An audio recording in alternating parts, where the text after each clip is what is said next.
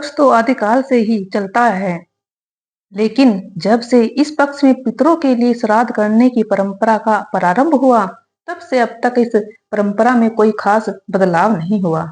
यह परंपरा भी आदिकाल से ही चली आ रही है।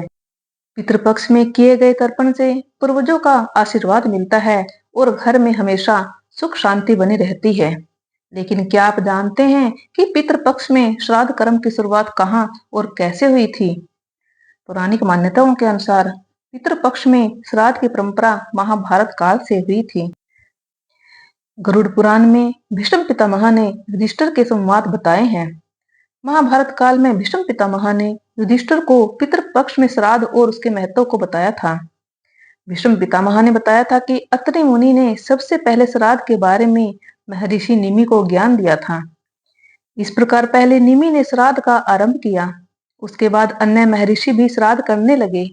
दरअसल अपने पुत्र की आकस्मिक मृत्यु से दुखी होकर निमि ऋषि ने अपने पूर्वजों का हनन करना शुरू कर दिया था।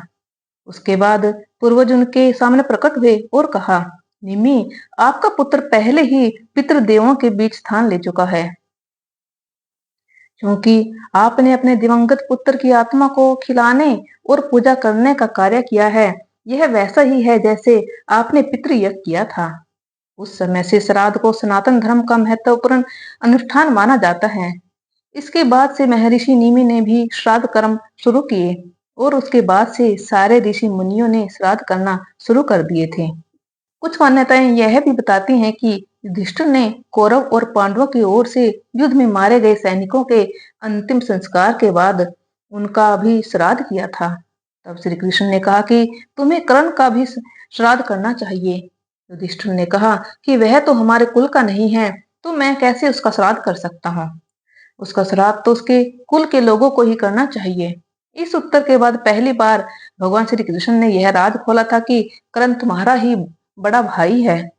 जब सभी ऋषि मुनि देवताओं और पितरों को श्राद्ध में इतना अधिक भोजन कराने लगे तो उन्हें अजीर्ण हो गया और वे सभी ब्रह्मा जी के पास पहुंचे।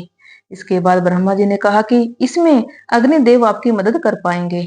इसके बाद अग्निदेव ने कहा कि श्राद्ध में मैं भी आप लोगों के साथ मिलकर भोजन करूंगा, इससे आपकी समस्या का समाधान हो जाएगा। इसलिए हमेशा पितरों को भोजन कराने के लिए श्राद्ध का भोजन कंडे और अग्नि को चढ़ाया जाता है।